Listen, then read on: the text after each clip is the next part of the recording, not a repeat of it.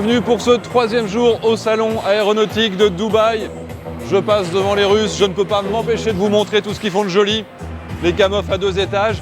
Les Russes ont vraiment un super stand. Ils nous montrent des choses qui sont vraiment de la mobilité urbaine de demain. Ils ont évidemment la dimension militaire, mais ils ont aussi tous leurs avions civils avec le Sukhoi SSJ-100, l'Ilyushin 76, le MC-21 qui a fait des démonstrations vraiment remarquées parce que c'est un super appareil. L'Ilyushin 114-300, le turbo-propulseur qui doit remplacer tous les vieux Antonov. Et le Beriev 200 qui est une sorte de gros Canadair qui peut du coup éteindre les incendies. Il y a beaucoup de contrats qui continuent ici à être signés, notamment Embraer. Alors là, c'est le Embraer 190, mais vous avez également le E175 qui a reçu 3 commandes fermes et 3 options d'une compagnie nigériane. Sur le static display, on a également le C390 d'Embraer qui a été commandé à 25 exemplaires par l'armée de l'air brésilienne. Ils ont déjà 3 ou 4 qui sont en opération, évidemment, sur les 25 qui vont être livrés progressivement. On a évidemment l'indétrônable Super Tucano, l'avion qui est utilisé par énormément de forces aériennes, qui a un rapport coût-efficacité qui est génial. Et on a également des concurrents du Super Tucano avec la société Emirati Calidus qui développe une version avec plus ou moins le même design, qui ressemble beaucoup, le moteur est équivalent. Mais du coup, ils mettent toutes leurs armes qu'on a vues hier avec Edge. Et en face, il y a une version au stéroïde. Regardez la capacité d'emport qui est absolument gigantesque. Allez, on va aller voir le cockpit.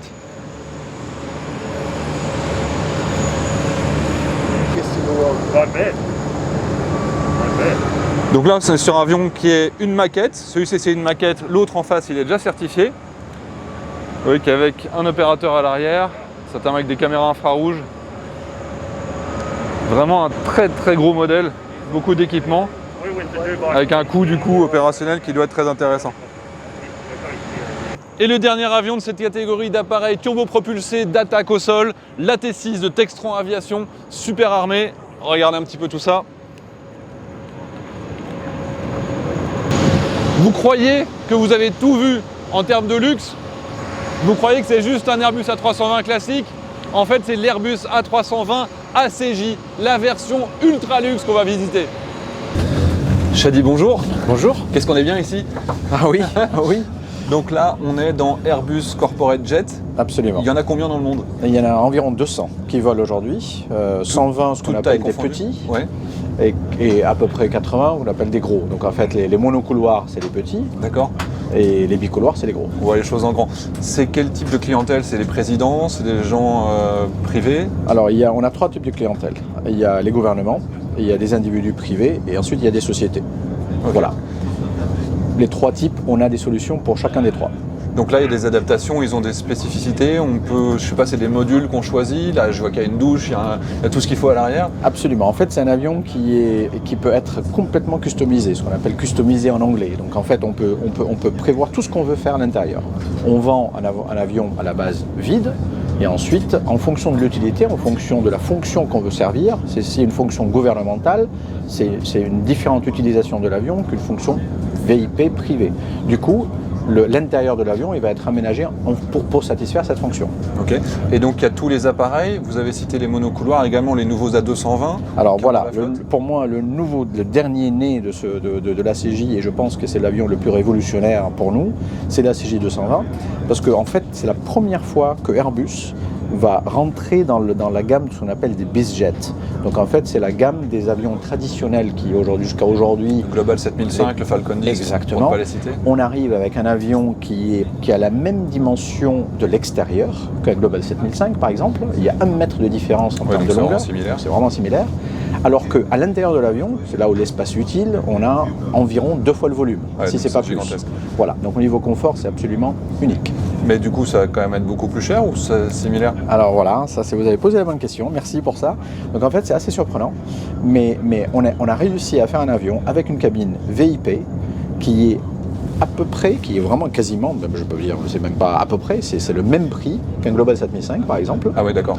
Même prix d'acquisition, par contre 30% moins cher à opérer. Mais du coup, je pense que ça commence à bien se vendre déjà. Il y en a qui sont en opération. En opération, malheureusement pas encore, parce qu'on a lancé ce produit dernièrement. En fait, le premier avion va être livré en Q1 2023. Donc au premier trimestre 2023, l'avion rentre en service.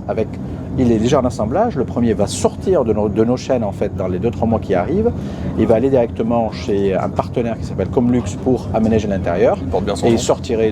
Il rentrera en service au premier trimestre 2023. D'accord. Et est-ce qu'on a des commandes déjà? Oui, on en a déjà 6 commandes fermes. On a une lettre d'intention, ce qu'on appelle un MOU dans le jargon Airbus. Et on a énormément de discussions en cours avec d'autres prospects. Et j'espère donc plusieurs ventes dans les semaines à venir. Félicitations. Bon, du coup, il y a peut-être un peu de l'ambiance difficile chez Bombardier et chez Dassault. Bon, vous permettez que j'aille toucher à tous les boutons maintenant? Alors allez-y, absolument, faites comme chez vous, il n'y a pas de problème. Où est la salle de muscu? Vous pouvez jouer. Là, on peut avoir une salle de muscu, à l'avant, à l'arrière, on peut... Mettre à l'avant. Merci absolument. beaucoup. Avec plaisir, merci d'être venu. À côté de moi, vous croyez que c'est un Mirage 2005? Eh ben non, c'est le Tejas indien, qui est évidemment une petite adaptation du Mirage 2005. Regardez-le, il a une avionique qui est super moderne. À l'intéressant, le casque également permet simplement de regarder vers sa cible et de tirer. Puis après, c'est du fire and forget. Donc vraiment un avion très moderne. Il est grand, il est puissant, notamment comparé à son concurrent, le JF-17 pakistanais, sino-pakistanais pour être plus précis. Et peut-être que c'est un avion qui va être vendu, exporté en Argentine. Je vous renverrai vers cette vidéo dans laquelle j'explique tout ça. Là maintenant on arrive du côté de chez Boeing avec le 737 MAX dont la version 7 va commencer à être livrée en 2022 et la version 10 va commencer à être livrée en 2023. Derrière évidemment vous avez le Dreamliner et derrière moi le plus gros de tous les Boeing de tous les temps, le Boeing 777X qu'on appelle aussi le X9 ou le 777-9. Il est gigantesque, c'est un avion d'essai, on a la chance de pouvoir visiter à l'intérieur. Première particularité, les winglets. C'est une winglets qui, une fois qu'il va juste avant son décollage, il va un petit peu s'orienter. Hello, how are you guys? Le moment tant attendu, on va rentrer dans le 777X expérimental. Donc en général, c'était une cathédrale. La tradition, ceci est un water barrel. Ce n'est pas un réservoir pour chemtrails, pour ceux qui se posaient la question. Les différents réservoirs d'eau peuvent être utilisés en vol pour faire varier le centrage de l'avion. Donc l'eau qui se trouve à l'arrière peut être mise plus à l'avant. Donc c'est des barils d'eau actifs. Avec tous les capteurs qu'on a habituellement dans les avions expérimentaux, là on est sur une caméra simplement certainement pour vérifier les vibrations qu'on va avoir sur l'aile. Sur les avions d'essai, vous avez également des baies informatiques qui vont pouvoir collecter tout ce qui vient de partout, toutes ces informations qui viennent de tous ces capteurs supplémentaires. D'ailleurs, vous regardez les câblages qu'il y a au sol, assez costaud, on en voit partout. D'ailleurs, c'est super intéressant de voir ce qui se passe au-dessus des cloisons habituelles. À l'avant, ils ont quand même mis quelques bagages pour qu'on se rende compte du volume global. Mais regardez un petit peu cet avion comme il est absolument gigantesque. Et là, du coup, vous avez les différents postes des opérateurs qui vont travailler en vol, les ingénieurs de vol, qui sont ici pour les essais. Donc là, c'est un avion qui est en cours de développement. Certainement que les premiers vont être livrés en 2023. Et il y en a déjà plus de 200 qui ont été vendus à beaucoup de compagnies dans le monde. Regardez l'arrière d'un avion quand il n'y a pas les galets et tout le reste, et les toilettes et les salles de bain. Impressionnant. Ça, ce système-là, c'est le système qui permet de gérer tous les fluides dans l'avion et notamment de faire basculer l'eau qui se trouve dans ces réservoirs de l'arrière vers l'avant pour modifier le centrage de l'avion dans les tests qui sont réalisés ici. Là, on est en dessous du 777 et regardez ici, ils ont mis un sabot temporaire. Si jamais le pilote tirait trop fort sur son manche, ça taperait le sol, mais du coup, ça ne l'abîme pas grâce à ça. Et sur les prochaines générations, ceux qui vont être réellement livrés, il n'y a pas de sabot. C'est une protection logicielle qui empêche justement de pouvoir trop tirer et ça évite de se mettre en danger. Donc c'est vachement bien fait, ça permet d'économiser 150 kg, c'est-à-dire 5 kg de carburant sur chaque heure de vol de toute la durée de vie de l'avion, ce qui est quand même pas mal. Regardez comme il est haut. Vachement classe, on va aller voir les trains de roues. Regardez où est-ce que ça m'arrive, c'est vraiment à la hauteur de mes hanches. On est sur des roues qui sont gigantesques. Regardez ce système. Et c'est super clean à l'intérieur. Quand on réfléchit par exemple par rapport au puits de train du Boeing 737 dans lequel il y a beaucoup de connectiques, on voit vraiment les différences qui sont gigantesques avec ce type d'appareil-là. Les commandes continuent à pleuvoir également pour Airbus avec Airlis qui a passé commande hier pour 111 nouveaux avions. 4 A330 Neo, 75 A321 Neo, dont 20 en version XLR, 25 A220-300, il y a un Baltique là-bas, je vous le montrerai, également 7 A350 en version fret. C'est le client de lancement de l'A350. Et là, très clairement, c'est un coup de pied pour Boeing, puisque c'est le créneau sur lequel ils sont ultra dominants, avec plus de 80% des parts de marché. Donc, longue carrière pour l'A350 en version fret. Nous sommes sur le stand MBDA avec François Mousset. Bonjour François. Bonjour. Nous sommes devant un des plus beaux missiles de la collection de MBDA. Absolument. Alors surtout, c'est un de mes favoris parce qu'étant ancien pilote, je suis quand même assez porté sur les RR, Oui. le combat RR. Donc le Météor, c'est un missile d'interception. C'est un des missiles de la catégorie qui a la plus grande portée grâce à sa propulsion particulière qui est un statoréacteur. Allez, on passe au sol-sol. Allez, sol. La dernière génération. Absolument. Donc le missile MMP. Alors la terminologie vient de l'armée de terre, parce qu'ils aiment bien les acronymes. Donc c'est un missile principalement anti-char. Alors son grand frère qui s'appelle le MHT, qui lui ira plus loin, il va doubler la portée.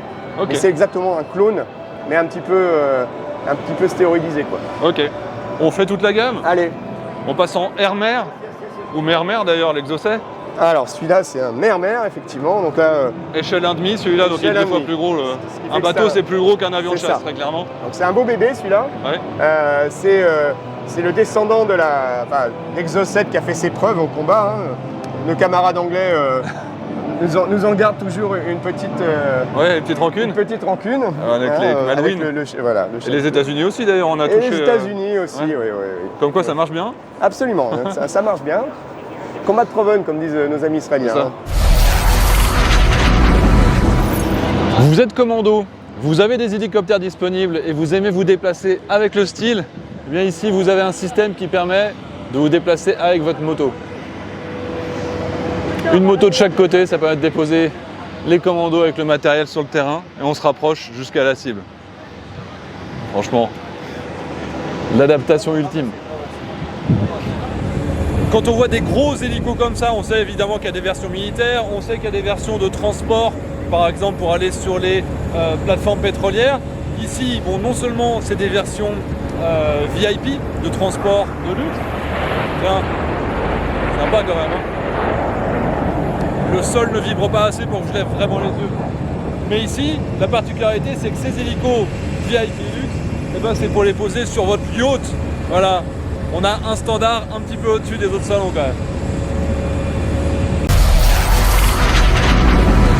Alors nous voilà en chemin vers le stand ATR en cette troisième jour du salon de Dubaï. Ils ont plein de bonnes nouvelles qui s'accumulent là, depuis 3 jours et on va aller interviewer Tarek Ben Omran qui va nous en dire un peu plus. Bon, alors vous savez que vous faites mieux qu'Airbus en nombre de contrats annoncés. Une bonne nouvelle, non ? Alors, on a fait notre conférence de presse aujourd'hui, on a annoncé effectivement 29 commandes, donc c'est un très bon salon pour ATR. Donc on voit la reprise du trafic aérien, et notamment du trafic régional. Vous avez vu qu'on a annoncé les commandes de Binter, les commandes de Tarom. Aujourd'hui on vient d'annoncer la première, le premier client Stall au Japon avec Toki. Donc oui, c'est un bon salon pour nous. Et donc il y a aussi Air Corsica qui est compagnie de lancement, nouveau moteur Pratt & Whitney. Alors voilà, hier nous avons dévoilé le nouveau moteur, le Pratt & Whitney 127 XT, qui va offrir à nos opérateurs 40% de time on wing, ce qu'on appelle le time on wing, des intervalles, les temps entre les intervalles, qui va aussi permettre d'avoir 20% d'operating cost savings pour nos clients. Donc oui, et Air Corsica est le client de lancement, ils vont renouveler leur 572-500 avec 572-600. D'accord. Et donc l'année n'est pas finie, donc il y a encore de bonnes nouvelles ou, Alors on espère bien évidemment, oui, il reste encore quelques mois avant la fin de l'année. Il y a des choses dans le tuyau. Il y a beaucoup de choses qui sont dans le tuyau, vous avez pu voir la tendance du stand ici, on a beaucoup de clients, beaucoup de discussions. Et donc oui, on espère encore faire mieux, on a encore quelques semaines pour augmenter encore ce chiffre. Bon, ben bravo.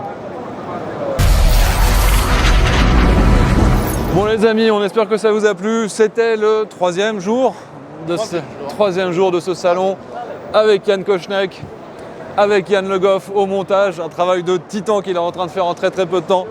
On espère que... Allez, regardez, il y a encore plein de choses à voir pour les prochains jours. Boeing Réveillez-vous là. Finalement, ils ont réussi à vendre 72 Boeing 737 MAX à la compagnie Akasa Air pour 9 milliards de dollars. Donc c'est bien, ça repart. Airbus, depuis la petite news de tout à l'heure, ils ont encore vendu. ATR a encore vendu. Et Edge, bon, toutes les demi-heures, ils ont une revue de presse. On vous dit à très bientôt. N'hésitez pas si vous avez des questions. Ah, bah, il est beau quand même ce salon Boeing. Allez, ciao.